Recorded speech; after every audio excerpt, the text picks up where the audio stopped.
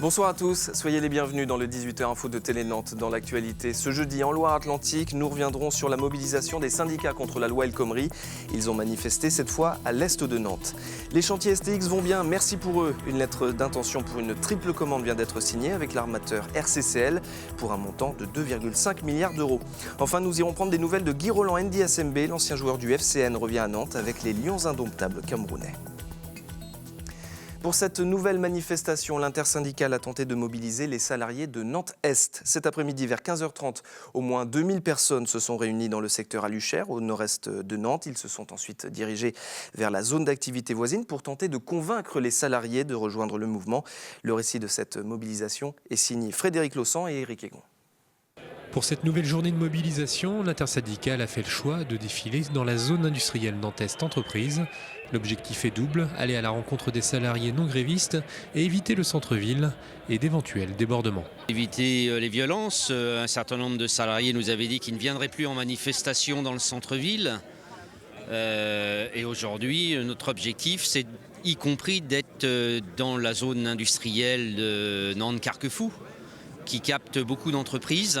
Et là, il y a beaucoup de salariés de ces entreprises qui sont présents aujourd'hui. On ne peut pas laisser les raffineurs et les portuaires seuls dans les mouvements de grève. Donc un peu partout, ça commence à se déclencher. Donc on essaye de convaincre un maximum de salariés de nous rejoindre. C'est maintenant que ça se passe, qu'on est en capacité de faire plier le gouvernement. Donc on essaye, en venant sur ces zones industrielles, d'aller voir aux portes des entreprises les salariés pour pouvoir les convaincre de nous rejoindre assez vite, puisqu'on sait qu'ils sont majoritairement à nos côtés, au moins dans l'esprit. On souhaiterait qu'ils soient à nos côtés dans la lutte également. Être au plus près des salariés pour les convaincre de rallier le cortège, une action qui a déjà porté ses fruits, notamment à Saint-Nazaire. On a des opérations un peu partout, comme notamment autour d'Airbus à Bouguenais, où il y avait des opérations ce matin, qui seront renouvelées dès demain matin. On aura peut-être d'autres initiatives dans des zones industrielles, peut-être pas celle-ci, mais d'autres de l'agglomération nantaise, c'est très probable. Le cortège de plus de 2000 personnes est parti vers 16h et a défilé dans le calme jusqu'au périphérique, bloqué quelques minutes. Et comme la semaine dernière, l'autre manifestation interdite par la préfecture a bien eu lieu. Plusieurs centaines de personnes ont défilé dans le centre-ville sous la surveillance d'un important dispositif policier. Les manifestants ont ensuite été repoussés vers l'île de Nantes où des dégradations ont été commises, notamment du côté de la place de la République. Vers 16h30, les forces de l'ordre ont dispersé le cortège à grand renfort de grenades lacrymogènes. 3 manifestants ont été interpellés. Et très tôt ce matin, les syndicats ont bloqué les accès à l'aéroport Nantes Atlantique. Quasiment aucun véhicule n'a pu accéder à la zone. Le barrage a été levé à 16h, mais les militants préviennent qu'il y aura un nouveau blocage demain vendredi dès 4h du matin. Je vous propose d'écouter une responsable syndicale et des voyageurs compréhensifs face au blocage, au micro de Frédéric Lossan. Comme le gouvernement ne compte pas entendre les mobilisations qui se maintiennent et qui sont de plus en plus fortes depuis plus de 2 mois et qui regroupent de nombreux salariés et de nombreux étudiants retraités, etc., et on est obligé du coup d'aller vers des actions qui sont plus fortes et l'idée c'est de bloquer l'économie. Vous voyez, on est un petit peu à pied, mais tout va bien. Il fait beau. Mais il faut quand même pas le louper parce qu'on a une connexion pour Pékin, donc c'est quand même très embêtant. Et c'est aussi très embêtant que ce gouvernement soit aussi sourd et qui laisse les gens comme ça depuis tant de semaines dans ce désordre, dans ce chaos. Après le triomphe d'STX avec le lancement de l'Harmony of the Seas, les chantiers nazériens n'en ont pas fini avec les très bonnes nouvelles. Déjà bien rempli, le carnet de commandes devrait gonfler un peu plus. L'armateur RCCL vient de transmettre une lettre d'intention pour 3 nouvelles commandes de paquebots, montant de l'opération 2,5 milliards d'euros. D'ici 2026, 14 bateaux seront livrés par STX. Les précisions de Mathias Hubert.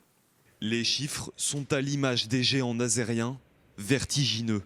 100 millions d'euros d'investissement d'ici 5 ans, 100 millions d'heures de travail d'ici 2026. C'est maintenant clair, Saint-Nazaire a retrouvé sa place de leader mondial dans la construction de paquebots. Du jamais vu depuis l'âge d'or des années 60 et de ces pétroliers titanesques.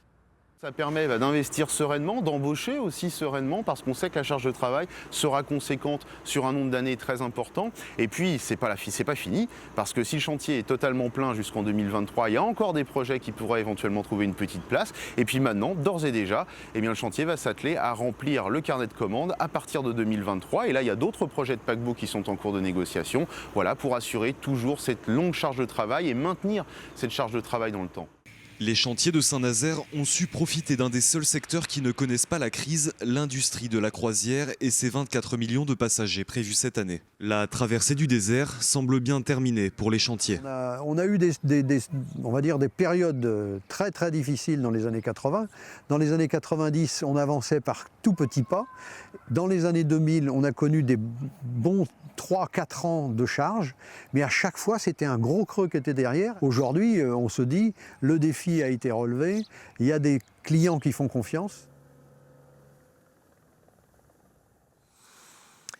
Initialement prévu ce week-end, la fermeture du pont de la Beaujoire vient d'être repoussée d'une semaine. Il sera donc fermé à la circulation et dans les deux sens le vendredi 3 juin dès 21h. Et cette fermeture durera jusqu'au lundi le 6 juin à 6h du matin. Des déviations seront mises en place pour le secteur. Elles passeront par l'A811 et l'A11. Précision importante, les péages seront alors gratuits.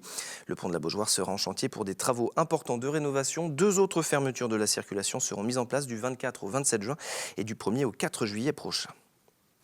Ils se sont inspirés du mouvement Nuit debout pour se faire entendre. Des élèves, parents et enseignants de l'agglomération nantaise se mobilisent régulièrement devant leur établissement pour exiger plus de moyens pour l'éducation. Exemple, mardi dernier au Bourdonnière, où le lycée fonctionne déjà au-delà de ses capacités d'accueil. Et à la rentrée prochaine, la situation pourrait empirer. Les explications d'Anne Judic et Eric Hugon. Ce sont des parents, des professeurs, des élèves réunis pour réfléchir à l'avenir de leur mouvement. Ensemble, ils dénoncent une dégradation des conditions de scolarité depuis 2008. Alors je crois qu'on est au comble de l'inquiétude, puisque le lycée accueille normalement 1500 personnes. Aujourd'hui, il y a 1900 élèves dans le lycée. Et pour la rentrée prochaine, on annonce 2000 à 2100 élèves. La région a proposé d'installer des préfabriqués et de réaménager la cantine scolaire. L'inspection académique, elle, impose de faire la prochaine rentrée à moyens constants. Ça veut dire très concrètement une dégradation des conditions d'accueil et de scolarisation des enfants. Et puis de toute façon, ça pose des tas de problèmes de fonctionnement à la restauration scolaire, pas plus de monde aussi pour les encadrer à l'administration, à la vie scolaire, pas plus de surveillants, pas plus de CPE, etc. L'accueil d'élèves dans un lycée comme le nôtre, c'est pas simplement mettre des enseignants devant des élèves dans une classe. C'est plus compliqué que ça. Des représentants d'autres lycées de l'agglomération étaient présents afin de faire un point sur les difficultés de chacun. On a pu constater que d'autres lycées avaient des difficultés aussi de préparation de la rentrée, peut-être pas des sureffectifs, mais à effectif constant des moyens qui baissent. Le collectif réfléchit à d'autres moyens de mobilisation pour se faire entendre, mais exclut la grève pour ne pas impacter les élèves. Malheureusement pour les fans de foot nantais, la Beaujoire n'accueillera aucun match de l'Euro cet été, mais ils pourront se consoler avec un match amical entre l'équipe de France et le Cameroun. Ce sera lundi soir, 21h. L'occasion de revoir un visage familier, celui de Guy Roland Ndiasembe. Le portier des Lions indomptables revient sur les bords de l'Erdre, lui qui a été formé au FC Nantes. Reportage d'Éric Egon et Olivier Caillé. C'est un grand plaisir, même si j'ai l'habitude de revenir, mais en tant que civil. Là, je reviens avec l'équipe nationale à la Beaujoire, dans le stade où j'ai connu mes débuts. Depuis dimanche dernier, Guy Roland Ndiasembe est de retour chez lui. Formé à la Genolière, le joueur issu du quartier des Dervalières a fait toutes ses classes au FC Nantes, jusqu'à découvrir la Ligue 1 lors de la saison 2008-2009, une éclosion au plus mauvais moment. Bon, c'était pas simple, la période n'était pas simple non plus. J'ai rejoué aussi en Ligue 2. Là, j'ai pu grandir dans d'autres clubs. Bon, ça s'est pas fait avec Nantes, mais c'est pas grave. J'ai quand même fait un petit bout de chemin avec eux. Un bout de chemin qui s'est arrêté en 2011. Depuis, c'est à Valenciennes, Guingamp et Nancy, avec qui il va retrouver la Ligue 1 la saison prochaine, qu'il s'est construit sa carrière. Mais avant de retrouver Nantes et l'élite avec son club, c'est sous le maillot de la sélection camerounaise qu'il va fouler la pelouse de la Beaujoire pour la première fois sous d'autres couleurs que le jaune et vert. C'est un grand symbole parce qu'à la base, en commençant le foot, jamais j'aurais pensé être dans la sélection du Cameroun. En plus de ça, je compte la France et en plus de ça, dans mon club formateur. Donc c'était un immense plaisir, une joie. Donc maintenant, ce qu'il fallait, c'était ne pas se blesser et figurer dans cette liste. Paris réussi et Guy Roland Ndiasembe s'en frotte les mains.